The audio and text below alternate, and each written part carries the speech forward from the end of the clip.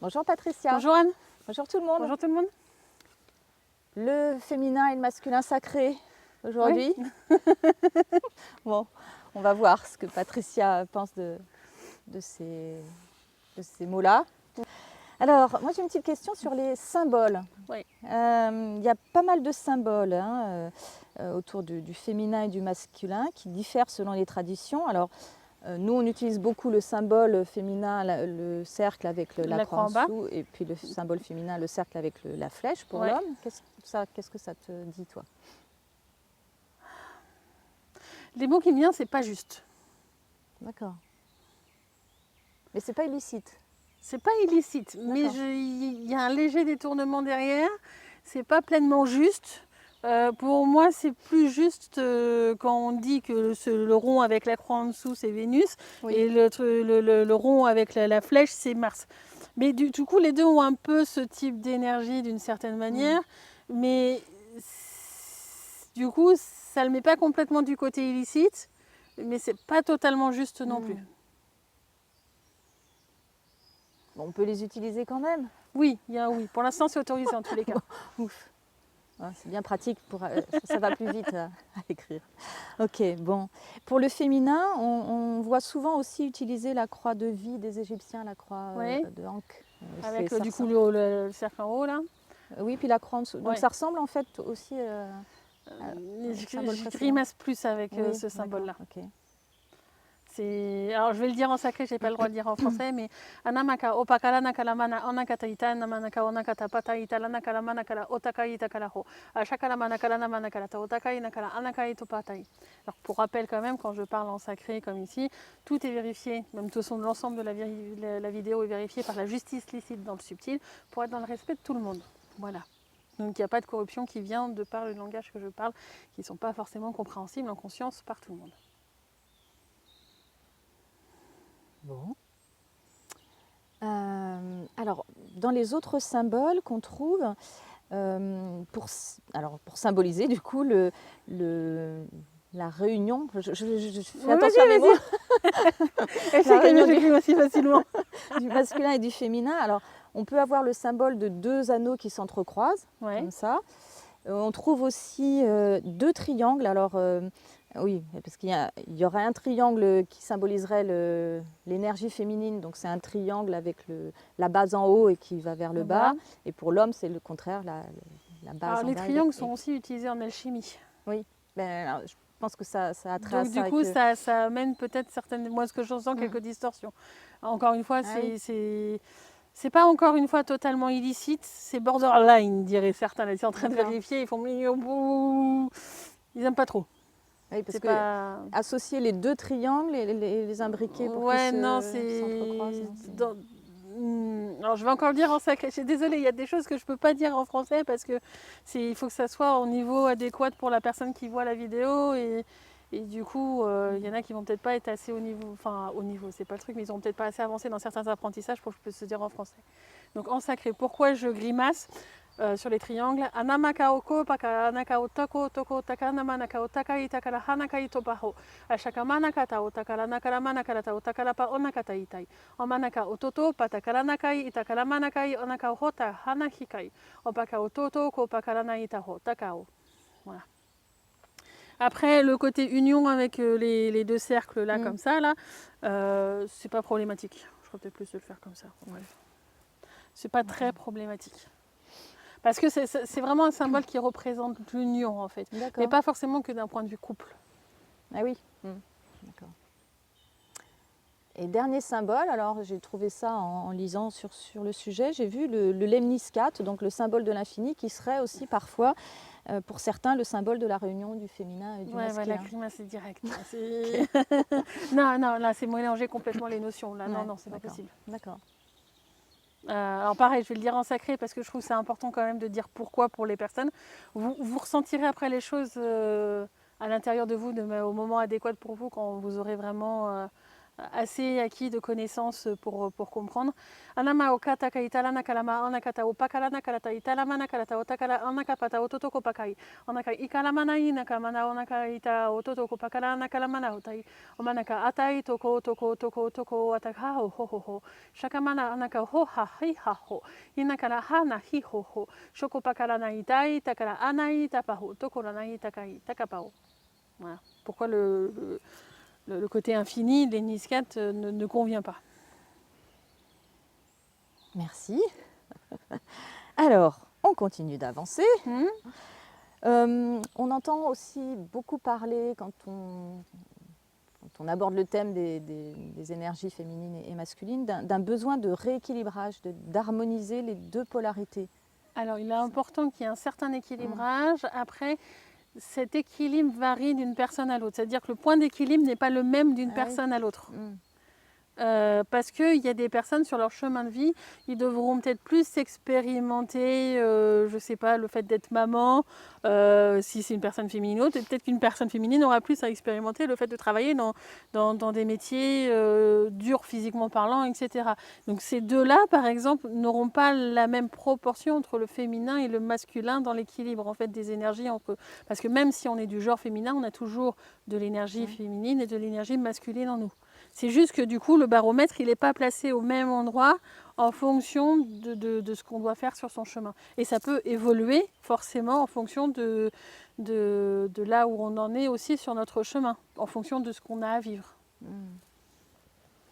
Oui, parce que quand on dit équilibré... il y en a, ils pensent à 50-50. Ben c'est ça, oui. Mais non, pour moi, dans le subtil, tel que je le perçois en tous les cas, non. Parce souvent, on a quand même une polarité plus développée que l'autre. Si tu regardes là, toi, dans le subtil, tu te poses la question entre oui et non. Vous pouvez faire la même chose de votre côté. Si vous demandez, donc par rapport à moi, on va faire par rapport à moi, est-ce que mon énergie féminine et mon énergie masculine en moi est équilibrée? Est-ce que tu as un oui ou un non? J'ai non. Chez moi, c'est pas équilibré? Alors, chez toi... Je dis pas chez toi, je dis chez moi.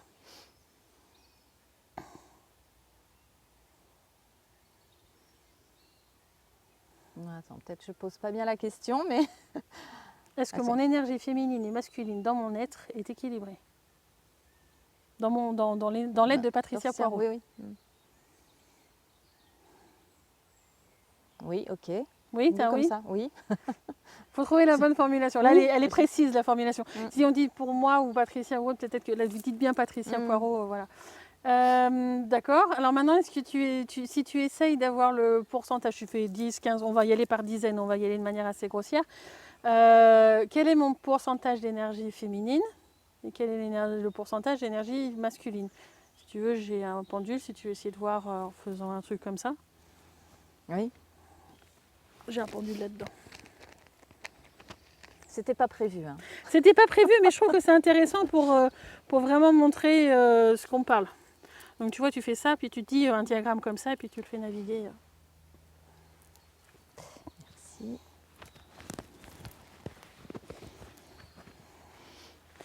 Donc mon taux d'énergie féminine. Donc les taux d'énergie féminine de Patricia Poirot. Au moment où on tourne la vidéo.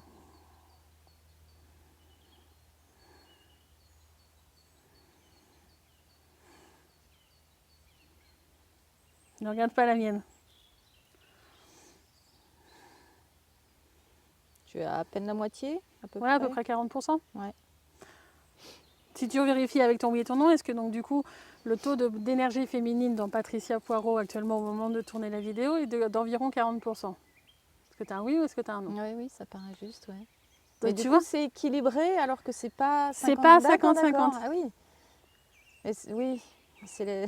je me souviens les définitions d'harmoniser, équilibré. Ouais. Ouais.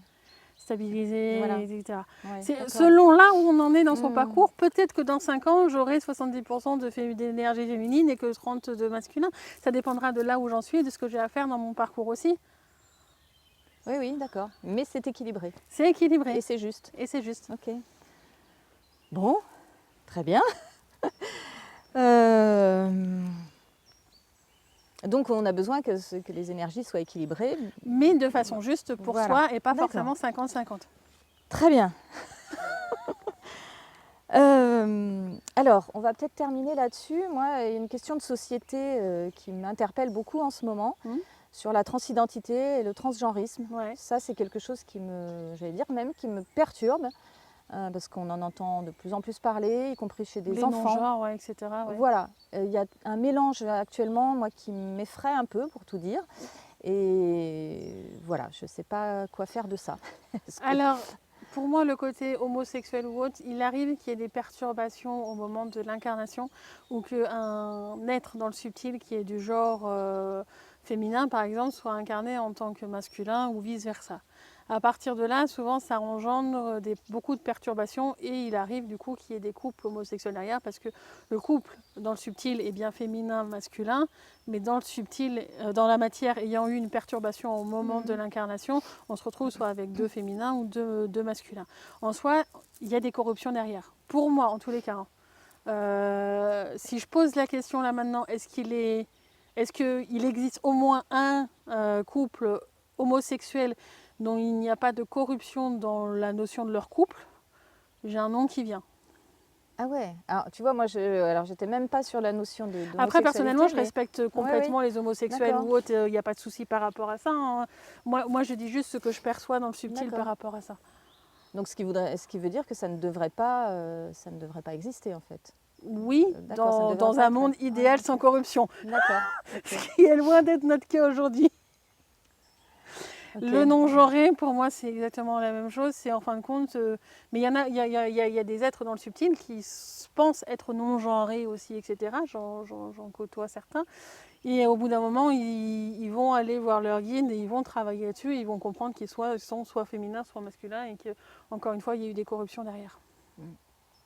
Donc en général, ces notions-là, tant qu'il n'y a pas de genre ou que du coup, il y en a peut-être qui vont se sentir plus féminins alors qu'ils ont un corps masculin ou des trucs comme ça, c'est souvent qu'il y a des corruptions derrière dans le subtil et qu'au moment de l'incarnation, du coup, il y a eu des perturbations. Ouais, donc sur ces histoires de genre, il y a beaucoup à dire. Alors, c'est vrai que moi, ma question, elle portait sur le fait de presque arriver à nier cette différence de genre. Mais parce qu'ils ne le ressentent pas. Et en fait, en soi, c'est pas par rapport à la personne même qui est incarnée, parce qu'elle ne va pas le ressentir. À partir du moment que il y a une perturbation avant, etc., qui a amené ce genre de truc. Ok.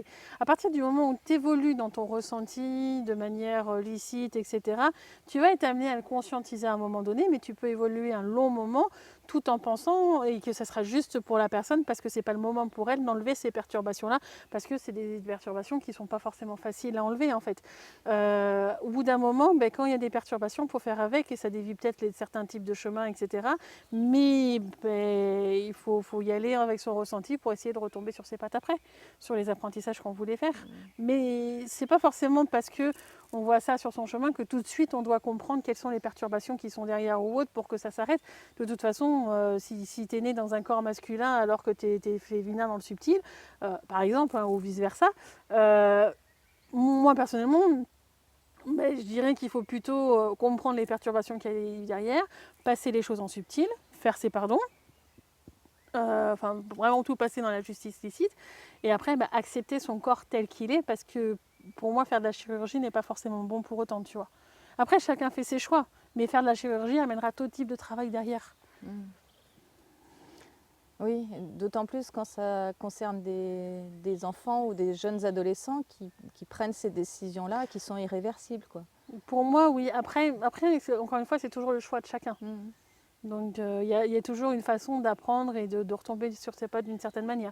Ça va juste amener plus ou moins de travail derrière, travail soit d'épuration ou d'envoyer en justice licite dans le subtil ou autre chose. Ouais, parce que quand je pensais à ces histoires de genre et aux questions que ça me posait, je me disais, mais peut-être que finalement, remettre du sacré, entre guillemets, dans le féminin et le masculin, ça pourrait aider quand même à... En fait, c'est pas sacré, pour moi, c'est juste que chacun a son genre, tout simplement. Mais oui, mais voilà, après que quelqu'un ne ressente pas le genre, bah, si en fin de compte, bah, il y a eu des perturbations ou autres, il est possible qu'il y ait une période où il ne va pas ressentir le genre, et à partir de là, bah, faut le respecter jusqu'à temps qu'il est rendu sur un moment où il est prêt à accepter les perturbations aussi qui sont derrière, parce que si on attend des fois avant de faire conscientiser certaines perturbations, certaines corruptions qu'il y a eu, c'est qu'il faut être prêt psychologiquement aussi à les entendre. Et donc du coup, faut respecter ces personnes-là parce que c'est pas forcément un choix de leur part, même rarement. C'est plutôt souvent des corruptions. Très bien. Merci pour tous ces apports. Moi, je sens que ça va me permettre de revoir des, des choses. Il va falloir que je réécoute, hein, comme toujours. Bon, j'espère que ça vous aura intéressé. Est-ce que tu veux rajouter quelque chose ? S'il vous plaît, arrêtez de mettre le mot sacré derrière féminin et masculin, ce serait gentil. Moi, ça m'arrangerait, ça me ferait moins de boulot. Mais... voilà. Okay. Bon. Merci Patricia. Merci Anne. À bientôt. À bientôt, au revoir.